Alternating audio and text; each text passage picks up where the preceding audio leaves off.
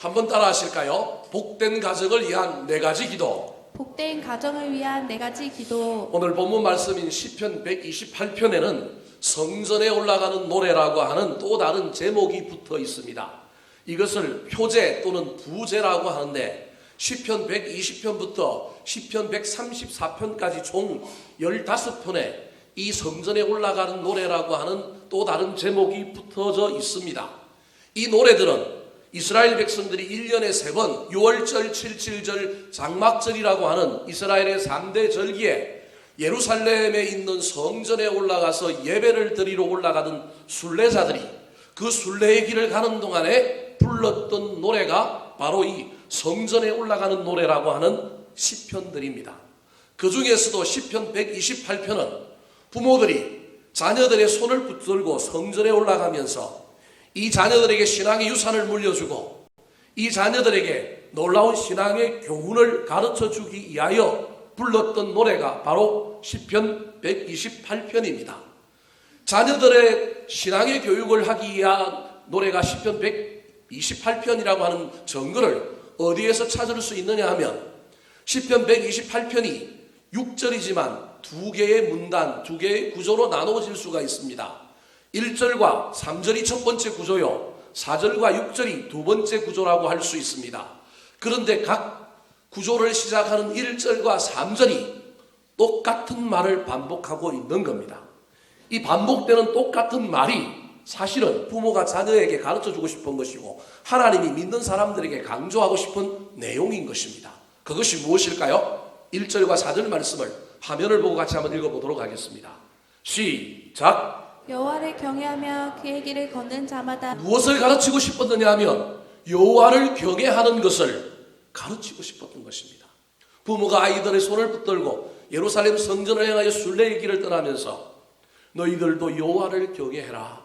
여호와를 경외하면 뭘 받는다고요? 복을 받는다. 복이 있도다. 복을 얻으리로다. 그 복이 너희들 다음 세대에도 다음 때에도 있기를 원한다. 그렇게 가르치고 싶어서 노래를 통하여 아이들의 마음속에 그 중요한 진리를 각인시켜 주고 싶어서 어쩌면 돌림 노래를 부르고 어쩌면 부모가 1절, 자녀들이 2절, 노래의 곡조는 전해 내려오지 않지만 그 노래를 부르면서 부르고 또 부르면서 그것을 가르치며 예루살렘 성전을 향하여 올라가고 있는 것입니다. 그렇다면 이들이 받아야 할 복이 무엇일까요? 그 복의 내용이 시편 128편에 고스란히 들어있는데 그 복의 내용을 한마디로 요약하면 복된 가정에서 부부와 자녀들이 행복하게 사는 것이 복의 내용인 것입니다. 시편에 나오는 시는 시가 아니고 노래였습니다. 오늘날 곡조가 전해지지 않기 때문에 우리는 그 곡조를 알 수 없으니 교동문이라고 하는 형태로 읽지만 시편은 시가 아니라 노래였습니다. 그런데 노래는 또 다른 특징 하나가 있는데 그건 신앙의 고백인 거예요. 신앙의 고백은 또 다르게 표현하면 곡조 있는 노래는 기도라는 말입니다. 곡조 있는 기도가 노래라는 말입니다. 그래서 시편 128편은 부모가 자녀들에게 신앙을 가르치는 노래일 뿐만 아니라 그 신앙을 가르치는 내용을 붙들고 올라가면서 이미 성전에 올라가서 기도하기 전에 순례의 길을 떠나는 그 길 속에서 그 노래를 통하여 누구에게 기도하고 있는 겁니까? 하나님께 이런 복을 주십시오. 이런 복이 우리 가정에 우리 자녀들에게 임하기를 원합니다라고 기도하고 있는 기도인 것입니다. 노래인 동시에 신앙의 고백이요 기도인 것입니다. 저는 시편 128편에 나오는 이 놀라운 복이 우리 덕양중앙교회 모든 성도들의 가정에 자녀들의 남은 생애에 이루어지기를 소망합니다. 저와 여러분이 더 열심히 여호와를 경외함으로 이 복이 우리를 넘어서 다음 때까지 이루어질 뿐만 아니라 이 시편 128편에 나오는 이들의 신앙 고백과 노래로 부르면서 올려들었던 기도를 이 5월달에 아니 우리 남은 인생에 더 열심히 붙들고 달려가는 저와 여러분 되시기를 예수님의 이름으로 축원합니다. 자, 그렇다면 이 5월의 가정의 달에 저와 여러분이 여호와를 경외하며 하나님께서 허락하신 놀라운 복을 받기 위하여 그 복을 위하여 간구하며 구하며 나아가야 할 기도 제목은 어떤 것이 있을까요? 첫 번째, 오래 드려야 할 기도 제목입니다. 따라 하시겠습니다. 손이 수고한 대로 먹게 하옵소서. 손이 수고한 대로 먹게 하옵소서. 손이 수고하는 대로 먹는 복을 달라고 기도해야 합니다. 이 손이 수고하는 대로 먹는 복은 각 가정의 가장을 위하여 기도하는 것입니다. 세상을 보면 열심히 수고하고 열심히 헌신한 만큼 그 대가를 누리는 사람들이 있는가 하면 그렇지 못하는 경우들이 얼마나 허다한지 모릅니다. 오늘날 사회가 옛날 시대하고는 좀 달라서 복잡하고 아주 뭔가 구조들이 여러 모양으로 꼬여 있는 것이 많아서 성실하게 일하면 잘 먹고 잘 살아야 되는데 그렇지 않은 일들이 허다합니다. 그래서 손이 수고하는 대로 먹는 것이 뭐라고요? 복입니다. 그것이 뭐냐 하면 형통입니다. 세상은 손가락 하나 까딱하지 않고 불로소득, 일확천금을 꿈꾸고 그것을 얻는 것이 복이라고 이야기하지만 성경은 우리 그리스도인들에게 열심히 일하라, 수고해라, 헌신해라 대신에 그 대가를 뭐하라고요? 누려라, 받아라, 먹어라. 그게 복이라는 겁니다. 이 복잡한 세상에서 열심히 일했는데도 수고의 대가를 누리지 못한다면 그것처럼 억울한 일이 어디 있겠습니까? 특별히 가정의 가장들이 열심히 일하며 나아가는데 가정에서 또는 직장에서 사업장에서 장사하며 일하며 나아가는데 성실하고 인정받고 높이 올라가고 자영업하는 사람들은 일한 만큼 돈을 벌어야 하고 뭔가가 잘 되어야 하고 높이 올라가야 하는데 그런 일이 이루어지지 않고 나는 열심히 한다고 하는데 나는 수고하는데 나는 애쓰는데 무엇인가 이루어지지 않는다면 그것처럼 억울한 일이 어디 있겠습니까? 오늘날의 젊은 청년들만 봐도 그렇습니다. 옛날 제가 대학 다닐 때만 해도 대학 졸업할 때 되면 취직할 때가 7, 8군데 결정이 딱 되어서 그 중에 어디를 갈 것인가 선택하며 갔습니다. 얼마나 복된 시절을 살았는지 모릅니다. 갈 데가 천진 거예요. 오라는 데가 많은 거예요. 그런데 오늘날 청년들은 어떻습니까? 수없이 스펙을 쌓고 수없이 많은 준비를 해도 그들이 수고한 만큼 그들이 노력한 만큼 가고 싶은 곳 가지 못하고 원하는 직업 얻지 못하는 그런 시대가 오늘날의 시대입니다. 만약에 제가 옛날 사람이라서 옛날 경험 가지고 네가 공부 안 하니 그렇지, 네가 준비를 못했으니 그렇지 그렇게 얘기한다면 얼마나 억울합니까? 오늘날 이 땅에 있는 모든 사람들이 특별히 우리 그리스도인들이 우리 덕양중앙교회 교인들이 수고한 만큼 대가를 누리고 수고한 만큼 먹고 사는 놀라운 역사가 일어나기를 축복합니다. 2절 말씀 같이 한번 읽어볼까요? 2절입니다. 시작. 내가 내 손이 수고한 대로 먹을 것이라 내가 복되고 형통하리로다. 손이 수고하는 대로 먹는 것이 복이요 형통이라는 것입니다. 이 시간 저를 한번 따라 해볼까요? 손을 이렇게 앞으로 한번 펴볼까요? 저를 보지 말고 이 손을 보십시오. 이제부터. 그러면서 이 손한테 좀 칭찬을 해주십시오. 손아, 네가 참 수고가 많다. 손 보고 하라니까요, 여러분. 여러분 손이 이게 얼마나 수고하는 손인지 모릅니다. 이 말을 하기가 부끄러운 사람은 좀 골치가 아픕니다. 이 손을 보고 다시 한 번 더 우리가 한번 해봅시다. 손아, 네가 참 수고가 많다. 네 때문에 내가 먹고 산다. 더 열심히 일하여 가정의 모든 사람을 먹여 살리렴. 아이고 잘 따라하네요. 긴데도 불구하고 여러분 하나님께 이 복을 구해야 합니다. 특별히 가장들, 남자들뿐만 아니라 소녀 가장도 있고요. 부인이 가장일 수도 있습니다.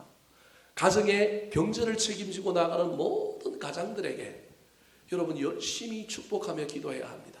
우리 남편이 일하는 것, 내 아내가 일하는 것, 우리 가정의 가정을 책임지는 그 사람이 일하는 것이 그가 수고한 것이 헛되지 않게 도와주십시오. 하나님 공평하신 분 아닙니까? 우리 하나님 정직한 분 아닙니까? 혹시 우리 중에 내가 열심히 일했는데 내가 수고한다고 했는데 그 대가를 먹지 못하여 낙심하여 넘어진 자들이 있습니까? 그럴수록 더 힘을 내야 합니다. 우리 하나님을 믿는 믿음으로 우리 하나님이 합력하여 선을 이루어 주실 것이고 그 수고 끝에 낙을 주실 것이라고 하는 사실을 잘 기억하여 더욱 성실해야 합니다. 더욱 최선을 다해야 합니다. 시편 37편 3절 말씀입니다. 시작. 여호와를 의뢰하고 선을 행하라. 땅에 머무는 동안 그의 성실을 먹을 거리로 삼을지어다. 우리 그리스도인들이 해야 할 가장 중요한 삶의 태도는 성실입니다. 나를 원망하게 만들고 불평하게 만들고 나를 힘들게 만들고 때로는 무거운 짐을 지고 가느라고 너무 힘들어서 넘어지고 자빠지고 에이 벗어 던져버리고 도망가고 싶은 마음이 많이 드는 가장들이 있을지라도 여러분 힘을 내시기 바랍니다. 아내들이요, 자녀들이요, 이 가장을 위하여 기도하시기 바랍니다. 우리 남편이, 우리 아내가, 우리 집의 가장이 지치지 않고 낙심하지 않고 여전히 수고하여 하나님 그 수고가 헛되지 않도록 수고의 대가를 먹는 복이 우리 가정에 임하게 해 주십시오. 기도하며 나아가는 저와 여러분 되시기를 우리 구주 예수 그리스도의 이름으로 축원합니다. 두 번째, 이 5월의 달에 복된 가정을 위하여 우리가 기도해야 될 기도 제목이 무엇일까요? 따라 하시겠습니다. 결실한 포도나무가 되게 하옵소서. 결실한 포도나무가 되게 하옵소서. 첫 번째 기도가 가장을 위한 기도라고 한다면 두 번째 기도는 집에 있는 아내, 이 아내를 위한 기도입니다. 물론 이 아내는 대표입니다. 아까 가장도 대표고 꼭 남자, 여자, 성을 지금 제가 구별하는 것이 아닙니다. 이 아내, 교회 안에서 또는 가정 안에서 모든 것을 책임지고 또 가정을 꾸리며 교회를 꾸리며 나가는 사람들을 위하여 기도해야 합니다. 아내를 위하여 기도하는 것 얼마나 중요한지 모릅니다. 오늘 본문 3절 말씀을 같이 한번 읽어볼까요? 시작. 내 집 안방에 있는 내 아내는 결실한 포도나무 같으며 내 식탁에 둘러앉은 자식들은 어린 감람나무 같으리로다. 저 3절 말씀은 행복한 가정을 한 폭의 그림으로 그려서 우리에게 보여주고 있습니다. 저 말씀을 읽는 순간에 그림 한 장이 딱 떠오르는 거예요. 그 그림에 식탁이 있는데 식탁에 아이들이 올망졸망 앉아 있는데 그 식탁 앞에 누가 앉아 있느냐 하면 엄마가 행복한 미소를 띠고 아이들의 음식을 챙겨주면서 아이들은 기뻐하고 즐거운 마음으로 그 음식을 먹고 있는 거예요. 성경이 말하는 행복이 이겁니다. 성경은 막 돈이 많은 것도 뭐 중요하지만 돈보다 더 중요한 게 가정의 행복을 꾸릴 때는 반드시 식탁이라고 하는 상징을 딱 보여주면서 그 식탁에서 맛있게 밥 먹는 모습을 가정의 행복이라고 이야기하는 거예요. 그 집이 행복한지 아닌지는 어디 가보면 되느냐 하면 밥상머리를 보면 알아요. 깨작 먹거나 막 서로 엄마하고 먹거나 뭐가 문제가 있는 가정에 밥상머리에 가보면 쎄합니다. 아, 이 집은 뭐가 좀 문제가 있거나 부부 사이가 서로 안 좋으면 밥상머리에 앉아서도 뭐 얼마나 힘든지 모릅니다. 물론 현대사회가 온 가족이 옹기종기 모여 앉아서 밥 먹는 것이 참 어려운 시대가 되어버렸지만 가정의 행복을 한 폭의 그림으로 그린다고 한다면 식탁에 둘러앉아서 옹기종기 밥을 먹고 있는 그림이라는 거예요. 재미난 사실은 그 그림에 누가 등장하지 않느냐 하면 남편이 없어요. 아버지가 없어요. 유일하게 누가 있느냐 하면 엄마가 있는 거예요. 이것은 유대인의 전통, 구약의 전통에 의하면 가정의 행복을 꾸려가고 가정의 행복을 창조하고 가정의 행복을 유통하는 사람은 철저하게 누구라고 보느냐 하면 어머니, 아내라고 보고 있기 때문에 그렇습니다. 여성 여러분, 너무 부담스럽게 이 설교를 듣지 않았으면 좋겠습니다. 제가 아까 대표라고 그랬습니다. 잘 되는 가정은 꼭 아내가 그래야 된다는 것이 아니라 가정 안에 이 결실한 포도나무와 같은 누군가가 있어야 하는 거예요. 오늘 본문에 그걸 아내라고 이야기하니까 아내를 중심으로 제가 설명하겠지만 이건 꼭 여자들만을 위한 이야기라고 받아들이면 곤란합니다. 여러분, 결실한 포도나무와 같은 존재가 가정에 있어야 한다는 거예요. 행복한 미소를 짓고 온 가족을 먹여 살리고 풍성하게 품어주는 그 놀라운 어미와 같은 존재가 가정에 있을 때 그 가정은 행복한 가정이 되므로 우리 가정을 바라볼 때 누군가가 이 역할을 감당할 수 있게 해달라고, 이 역할을 감당해야 될 사람이 결실한 포도나무가 되게 해달라고 기도해야 합니다. 이스라엘에 수많은 나무가 있는데 그 중에서도 이 행복을 유통하고 행복을 창조하는 이 아내를 어디에 비유하고 있느냐 하면 포도나무에 비유하고 있습니다. 그렇다면 행복의 창조자, 행복의 유통자로 아내를 왜 포도나무에 비유하고 있을까요? 이스라엘 백성들에게는 포도나무는 포도주를 만들어내는 나무로 이 포도주는 축제의 상징입니다. 기쁨의 상징입니다.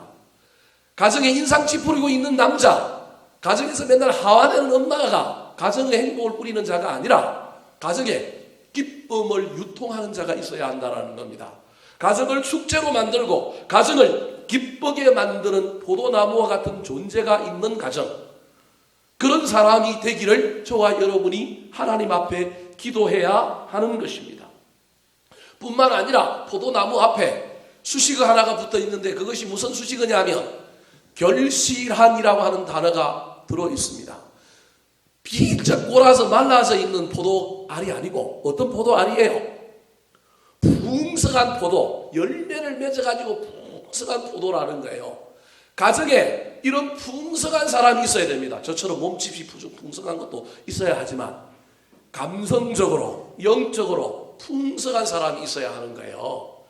그래서 가정 안에는 어미든지 아비든지 누구든지 하나님 앞에 열심히 기도하여 주여 내가 결실한 포도나무가 되게 도와주시옵소서. 예배하는 가운데 신앙생활하는 가운데 하늘의 기쁨을 내가 받아서 그 기쁨을 유통하는 자가 되게 도와주시고 하늘의 놀라운 은혜 풍성함을 내 안에 담아서 그 풍성함이 자녀들에게 가정에 흘러 넘치게 해주십시오. 기도해야 합니다. 포도주는 이스라엘 백성들에게 물과 같은 존재입니다. 그러므로 포도나무는 수도꼭지라고 할 수 있습니다. 물의 특성이 무엇입니까? 물은 생명입니다. 물은 수용성입니다. 모든 것을 휘감아 돌고 모든 것을 안아주고 모든 것을 받아주는 것이 바로 물입니다. 그래서 바다가 왜 바다냐 하면 모든 것을 받아주기 때문에 바다인 것입니다. 모든 물들이 흘러 어디로 가느냐 하면 강물이 되고 바다로 들어갑니다. 가정에는 받아주는 사람이 있어야 합니다. 결실한 포도나무, 풍성한 포도나무가 있어야 행복이 유통되는 겁니다. 세상에 많은 사람들이 가장이 수고하여 그 수고의 대가를 먹어서 물질의 복을 받았습니다. 그런데 그 물질을 복을 받았지만 가정이 행복하지 않은 사람들이 얼마나 많은지 모릅니다. 사랑하는 성도 여러분, 우리는 주님 앞에 기도함으로 주여 내가 손이 수고하는 대로 먹는 복 받게 하여 주시고 그것뿐만 아니라 우리 가정이 행복한 가정이 되게 해 주십시오. 특별히 제가 그 행복한 가정에 결실한 포도나무가 될 수 있도록 주여 나에게 기쁨을, 주여 나에게 은혜를, 주여 나에게 풍성함을 채워주셔서 내가 모든 것을 받아주는 존재 잘 감당할 수 있도록 주여 먼저 나에게 은혜를 주시고 나를 복된 존재로 만들어 주십시오. 기도하며 나아가는 저와 여러분 되시기를 우리 구주 예수 그리스도의 이름으로 축원합니다. 세 번째로 가정의 달인 이 5월에 저와 여러분이 복된 가정을 위하여 무엇을 강구하며 나아가야 할까요? 따라가시겠습니다. 어린 감람나무의 복을 받게 하옵소서. 어린 감람나무의 복을 받게 하옵소서. 첫 번째 기도가 가장을 위한 기도, 손이 수고하는 대로 먹는 복을 주옵소서. 두 번째 기도가 아내, 가정을 꾸려나가야 할 사람들을 향하여 결실한 포도나무가 되게 하옵소서 기도했다고 한다면 세 번째로는 우리의 자녀들을 위하여 기도해야 합니다.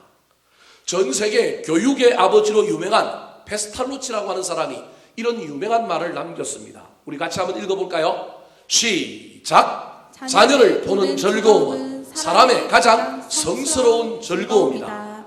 요즘은 부모도 좀 이상한 부모들이 있어서 배륜 아들도 많지만 부모들 중에서도 막 자식을 죽이는 부모가 있고 요즘 조금 문제가 있지만 그럼에도 불구하고 일반적으로 부모는 자녀들을 사랑하는 사람입니다. 부모 눈에 누가 제일 이쁘냐 하면 누가 제일 이뻐요? 지 새끼가 제일 이쁜 거예요. 지 자식이 제일 이쁜 거예요.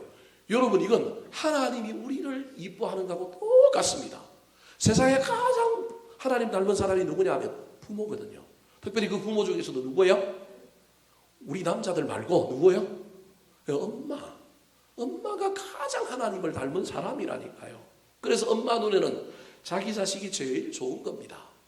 자기 자식이 제일 좋으면 여러분 저와 여러분이 우리 자식들을 위하여 열심히 수고하고 열심히 보태고 열심히 투자하고 그런 일도 해야 하지만 뭘 잃어버리면 안 될까요?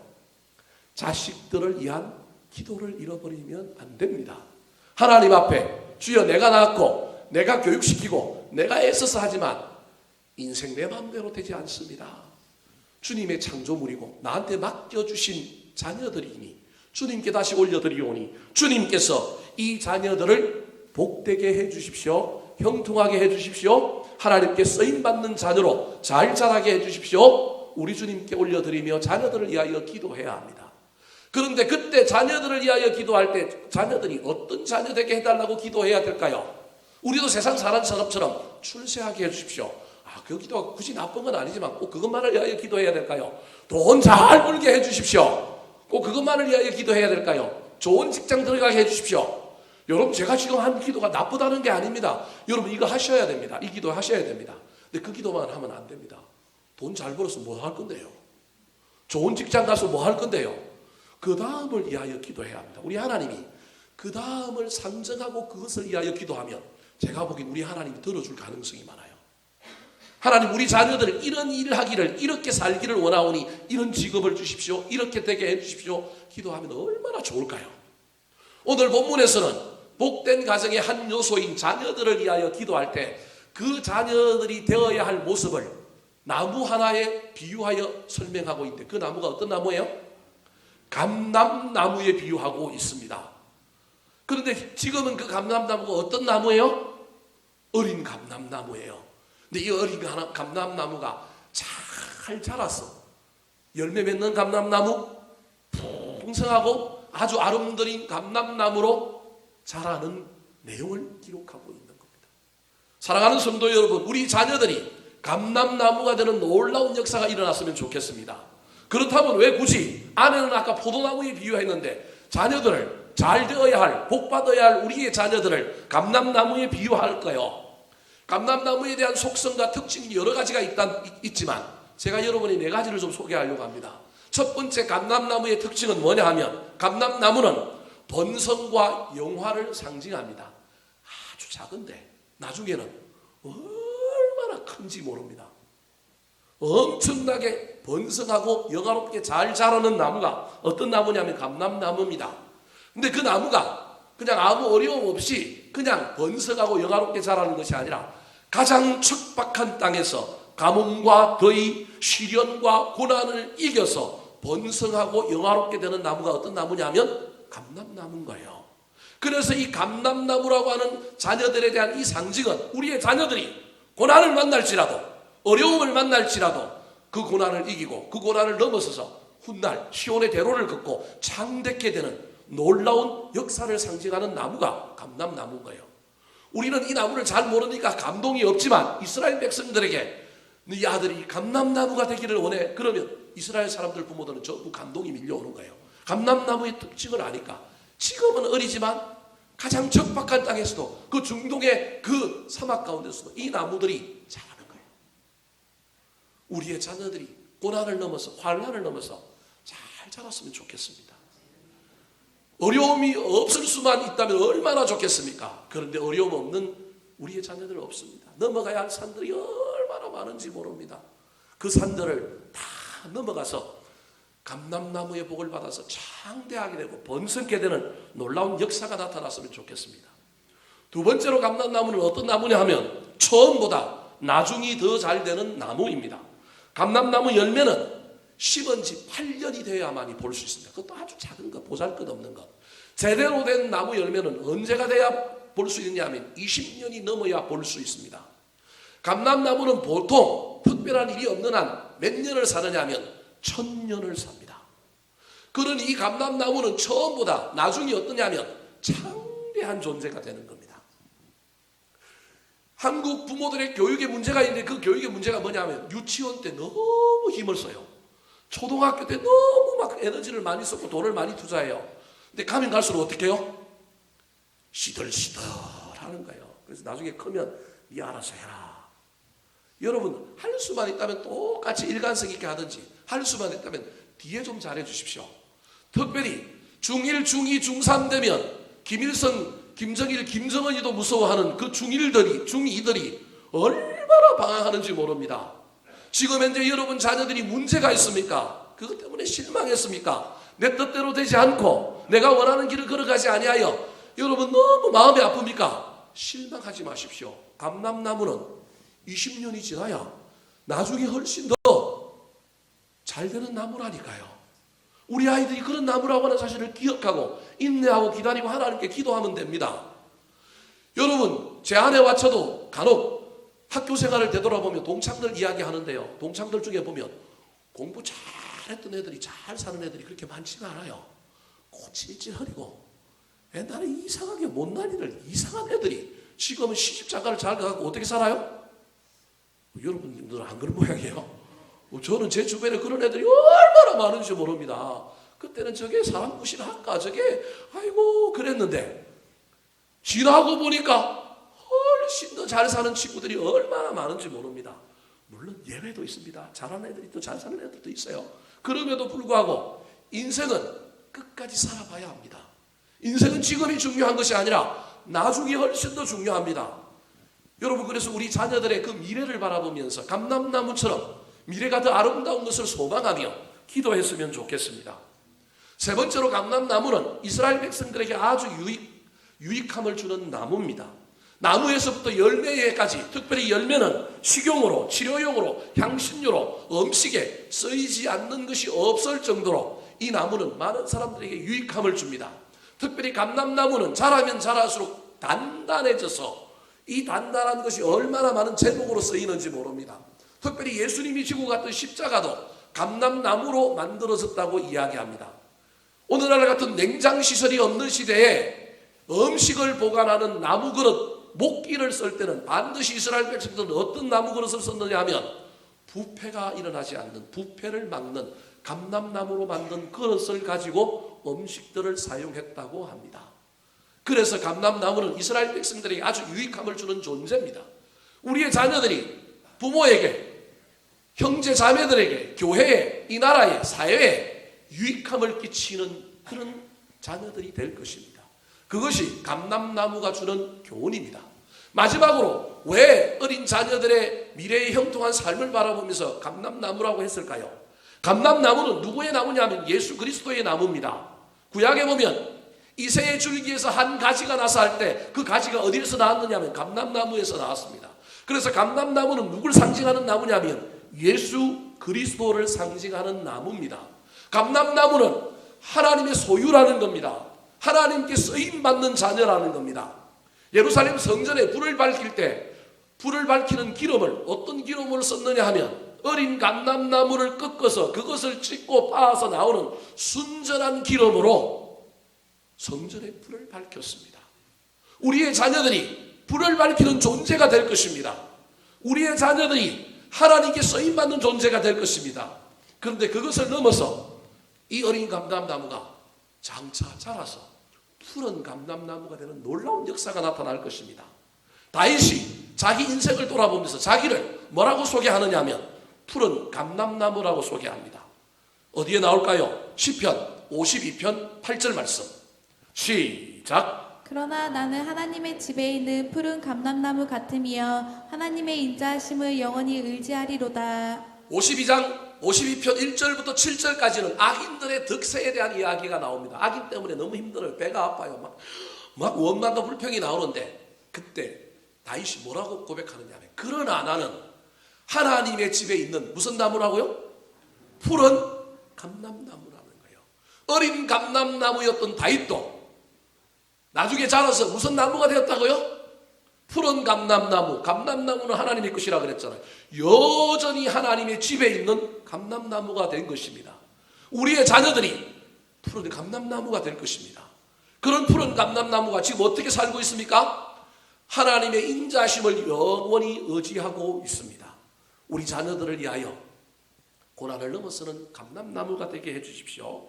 처음보다 나중이 좋은 감람나무가 되게 해주십시오. 많은 사람들에게 유익함을 끼치는 나무일 뿐만 아니라 성전의 불을 밝히고 하나님께 쓰임받는 나무가 되어서 어린 감람나무를 넘어서 푸른 감람나무가 되게 해달라고 기도하는 저와 여러분 되시기를 우리 구주 예수 그리스도의 이름으로 축원합니다. 마지막으로 이 5월에 저와 여러분이 복된 가정을 위하여 기도해야 할 기도 제목이 무엇일까요? 따라 하시겠습니다. 시온에서 복을 받게 하옵소서. 시온에서 복을 받게 하옵소서. 가정에 대한 내용이 시편 128편입니다. 근데 재미난 것은 가정에 대한 이야기를 하다가 갑자기 교회에 대한 이야기로 시편이 바뀝니다. 5절부터 6절이. 왜 그럴까요? 하나님은 축복의 통로를 이 땅에 두 개를 주셨는데 하나가 어디냐면 가정입니다. 우리가 세상에서 직장에서 일하면 돈을 벌고 막 그래서 세상이 축복의 통로인 것 같지만 하나님은 이 땅에 복을 유통하고 복의 통로로 두 기관을 세웠는데 하나가 어디냐? 가정이에요. 또 다른 하나가 어디라고요? 교회입니다. 오늘 지금 가정을 위하여 복된 가정을 위하여 열심히 기도하며 손이 수고하는 대로 먹는 복을 받게 해달라고, 결실한 포도나무가 되게 해달라고, 어린 감람나무가 되게 해달라고, 그 복을 달라고 기도했는데 그 복이 가정을 통하여도 나오지만 오늘 본문에 보면 그 복이 어디로부터 온다고요? 시온에서부터 온대요. 5절 말씀 같이 한번 읽어볼까요? 5절 시작. 여호와께서 시온에서 내게 복을 주실지어다. 너는 평생에 예루살렘의 번영을 보며. 시편 128편이 여호와를 경외하는 자가 받는 복이에요.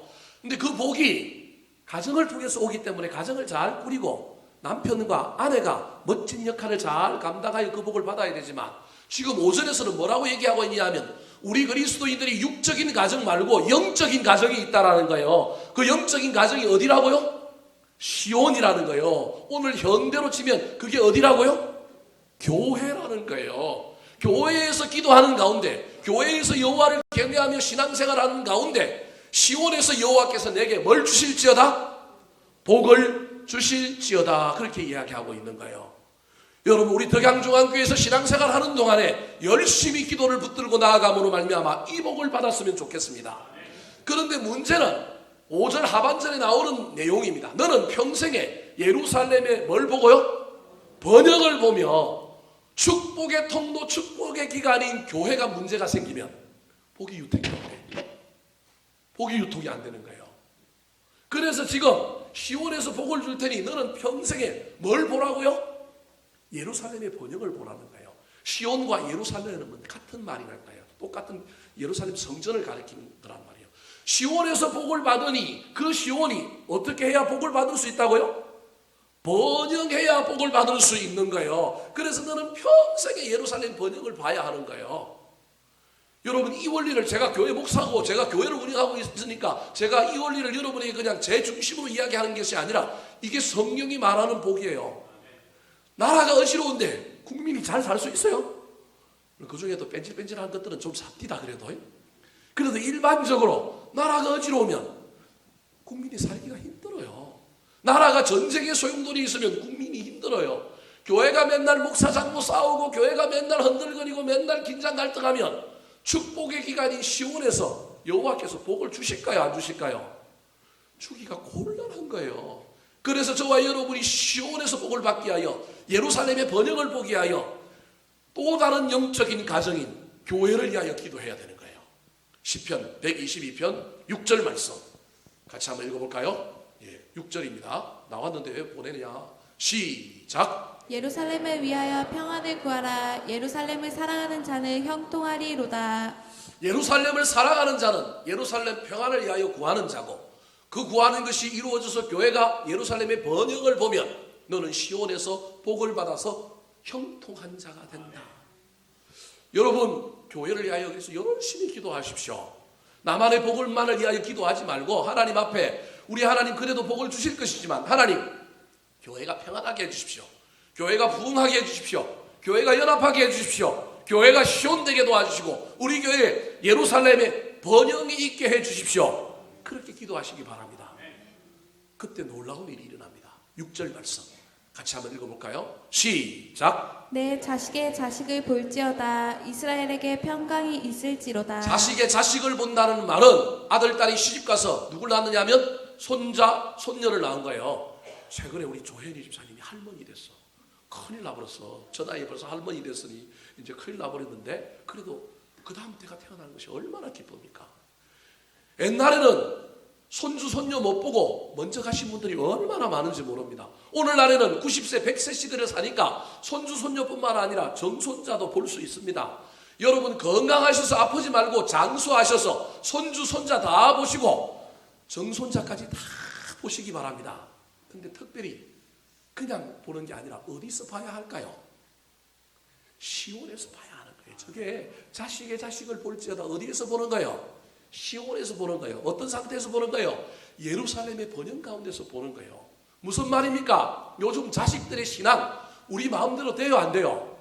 안 돼요. 그런데 자식들이 엄마 따라 교회를 왔는데 교회 가보니 예루살렘에 번영이 없어. 시온에 복이 없어. 맨날 교회 오니까 찢고 먹고 싸워. 교회 가면 만날 우리 엄마 우리 아버지 때문에 혹시 또 싸우고 뭐 어떻게 하고 뭘 어떻게 될까봐 마음이 콩닥콩닥해. 에이, 난 어디 가서 신앙생활 할래?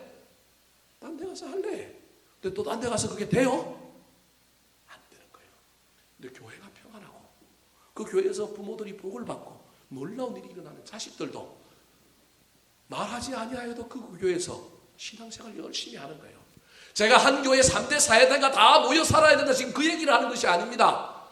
예루살렘의 복, 시온의 복이 있는 교회에 신앙생활을 할 때 자녀들에게도 그 신앙의 유산이 흘러가서 그 복된 것이 흘러가서 신앙생활하면 좋아, 교회 다니면 괜찮아, 이런 놀라운 학습 효과와 그 은혜를 간접적으로 체험하는 이들 가운데 그들이 어디 갔었든지 믿음 안에서 시온 안에서 이 놀라운 신앙생활을 하는 믿음의 명문 가문이 된다는 것입니다.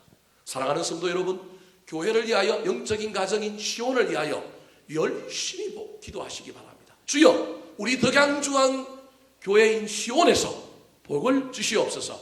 우리 덕양중앙교회인 예루살렘의 번영을 사모합니다. 기도함으로 저와 여러분도 복을 받고 우리의 자손들에게도 믿음의 유산이 흘러가는 놀라운 역사가 일어나게 되기를 예수님의 이름으로 축원합니다. 한번 따라 하실까요? 복된 가정을 위한 4가지 기도. 복된 가정을 위한 4가지 기도. 손이 수고한 대로 먹게 하옵소서. 손이 수고한 대로 먹게 하옵소서. 결실한 포도나무가 되게 하옵소서. 결실한 포도나무가 되게 하옵소서. 어린 감람나무의 복을 받게 하옵소서. 어린 감람나무의 복을 받게 하옵소서. 시온에서 복을 받게 하옵소서. 시온에서 복을 받게 하옵소서. 기도하겠습니다.